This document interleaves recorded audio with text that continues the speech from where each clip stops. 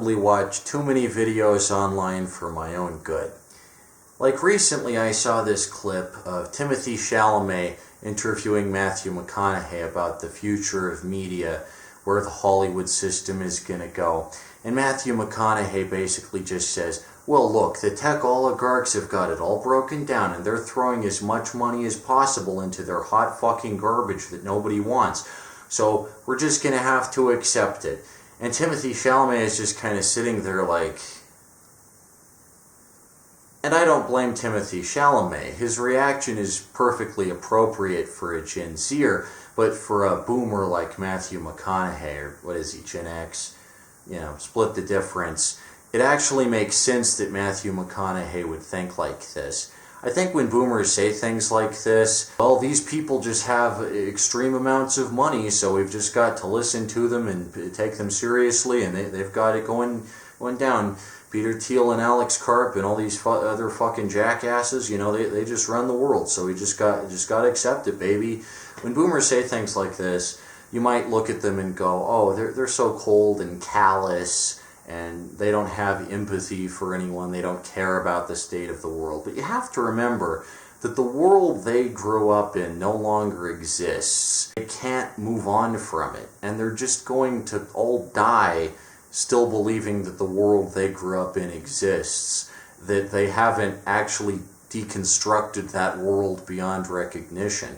They grew up in, oh, post-war, yeah, our parents fucked, and then we moved out to suburbia and had a nice time, and America was a prosperous nation. We had problems from time to time like Vietnam and Korea, but we made it, man, and it was great, and it was a fun time, and you could work and buy a car and a house, and you could go on dates and shit, and it was great.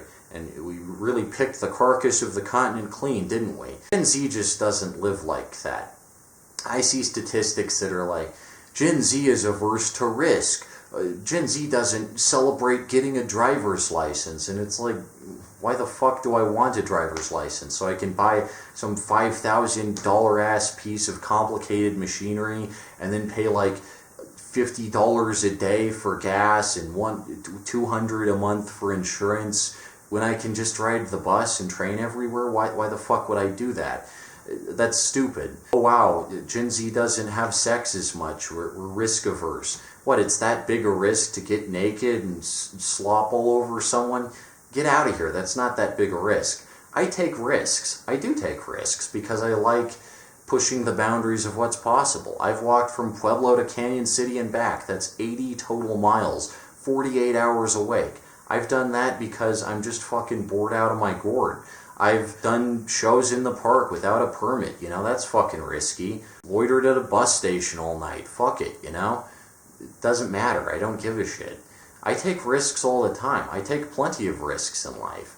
But none of them are the kind of risks that boomers took, like, wow, I've got a driver's license, now I'm John Travolta in Grease, and here comes Grease Lightning. That's just not the life that anyone is living anymore, and it's kind of embarrassing that boomers can't admit that that's not how things are anymore, but it's just not. And we need to accept as much. That's okay. Things change, you know? History is a continuous, ongoing, never-ending process of change.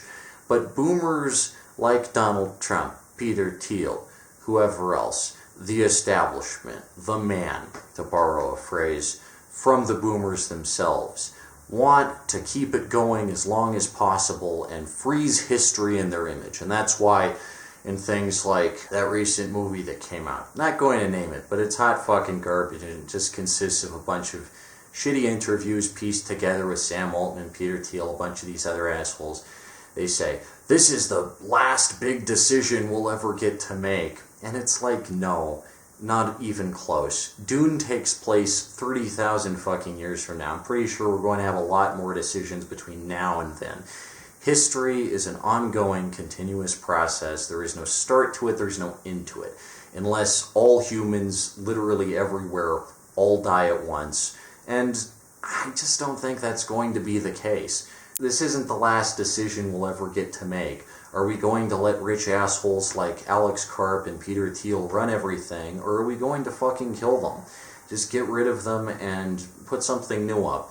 a better system that is more favorable to people and works better in everyone's interests. Which are we going to choose?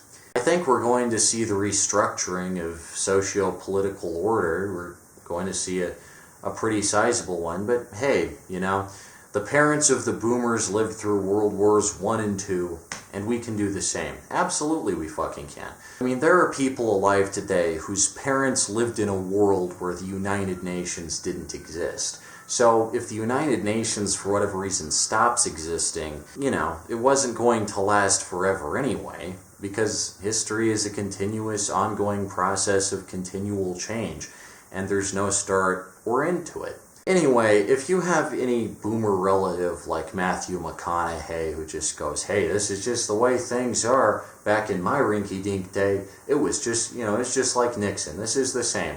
Or even worse, I love Trump, he's the best, he's the shit. Don't be too hard on them. My grandma is a lovely person, she's great, she's really cool. She's a very strong and independent and free-thinking woman, she's really neat. And she's like 89. Just the other day, she's like, Donald Trump blew up a bunch of those Venezuelan drug dealers' boats. He fucking killed them. And isn't that cool? And I'm like, well, no, I don't think it's cool for the president to act without oversight from Congress. That kind of goes against everything America is and everything democracy is. I didn't say that because I like my grandma, you know. I fully am willing to acknowledge that her mind is biased beyond hell, and she's so oblivious to things that are actually happening as they happen, like in real time. She just thinks, wow, Trump's a strong, rich guy, and he looks like a powerful leader, and wow, he's cool. But the truth is, we no longer even live in an era like 2010, when a show like The Apprentice would exist. Nobody will ever watch a show again where there's like this guy and he's like, yo, I fuck a lot and I own a bunch of mansions and Mar-a-Lago. Aren't I cool? And people go, wow, this show's incredible. I mean, how entertaining. He fucks a lot and he has a lot of money. Sign me up. This is awesome. Nobody's ever going to watch a show like that again. We're well past that. It doesn't mean conservatism won't exist, especially in young people like Nick Fuentes. There will always be pithy little assholes like him popping up, yo, I'm a groyper, I love Pepe. But the old-fashioned type Dennis Prager conservatism, that's fucking dying. No one gives a shit anymore because the world that these 90 and 80-year-olds are building for themselves won't be of any use to anyone younger than them. Gen Z isn't stupid.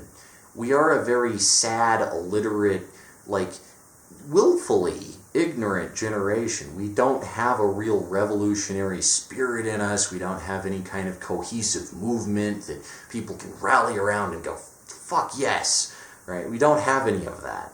We deliberately ignore things. Like, I've told people about Barry Goldwater. I've brought him up casually, and someone my age will just be like, I don't know who the fuck that is.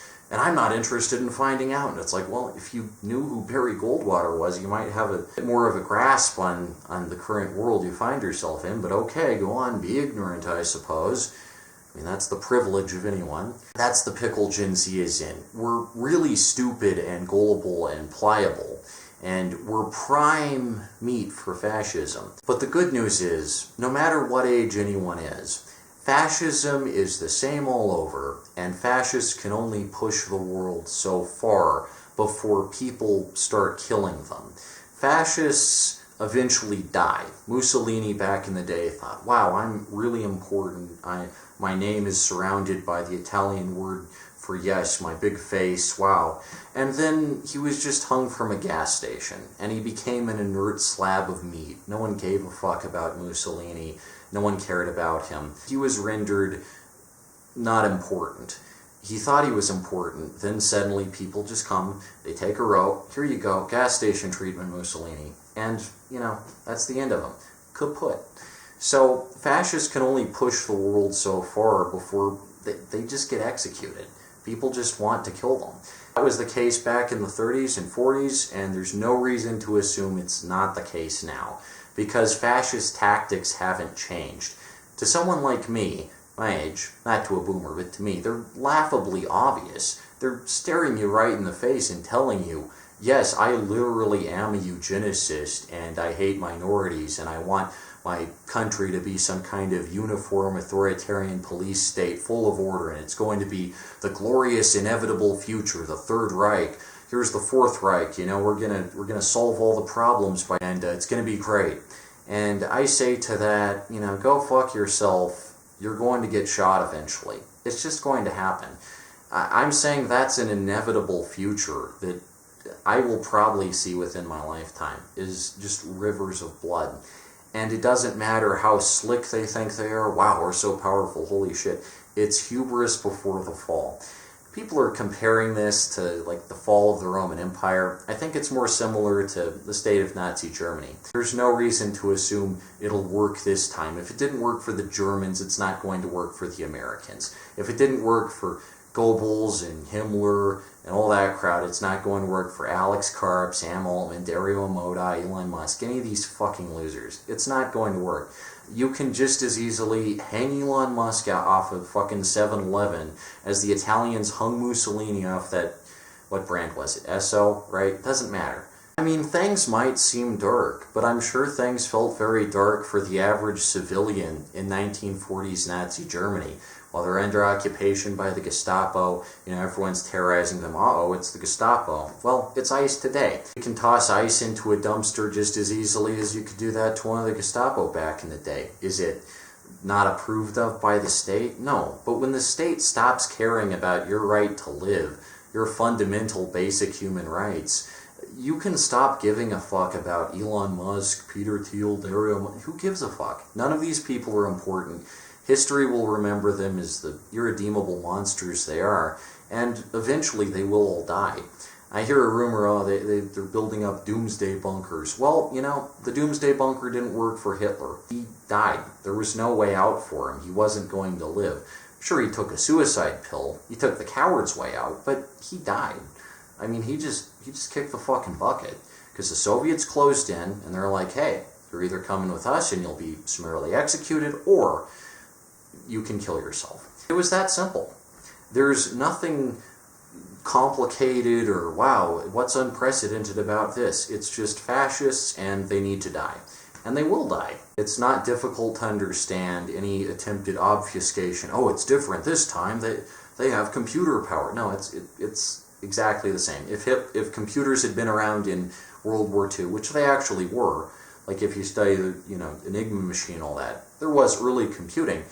It was exactly the same, and Hitler would have used the exact same tactics and techniques to control and manipulate and dominate and whatever, but it doesn't matter, because at the end of the day, he took a cyanide pill and fucking died. That's the solution, is just death. Death is inevitable. Death is made so that it takes people like Hitler out, whether that takes a long time, a little bit of time. But the faster fascists try to dominate and willpower and, wow, I'm better than everyone. No, you're not important. No one gives a fuck about you. You're just going to die. And it'll come a lot faster than people think. So, yeah, I mean, I'm pretty optimistic about the whole thing. I don't really worry about that. Do I care if Elon Musk dies tomorrow? Fuck no. Wow, I'm supposed to respect this guy because he's big and rich and he fucks a lot. I don't give a shit. You know, maybe that's the Gen Z difference. Maybe that's ultimately the way that Gen Z is different from other generations. Or maybe we're just destined to make the same exact mistakes, and some Gen Zers or Gen Alphas will just become a bunch of fucking illiterate Nazi goons following this horrible fascist forever domination. But fascism is notoriously and historically unstable, so it's all going to come crumbling down. Big Jenga tower. Everyone dies. The normal civilians live. Like the average German civilian had a pretty good chance of surviving. On average. You know, decent. I saw this other video of Pete Hegseth and his kids, and Pete Hegseth's trying to justify the war in Iran. And Pete Hegseth's kids look so fucking awkward. They look so sad. Like, what the fuck are you doing, Dad? Stop embarrassing us. It's really sad. You know, Pete Hegseth, whatever he is, 40, is he like elder millennial? I don't know. He tries and says, wow, we're the good guys, right? And the kids are just like, what the fuck are you talking about, Dad? How are you this fucking stupid? I do feel bad for those kids. Imagine being Pete Hegseth's fucking children. That's rough, you know. But, you know, at least they understand what the fuck is going on better than he does. He's a fucking clueless idiot.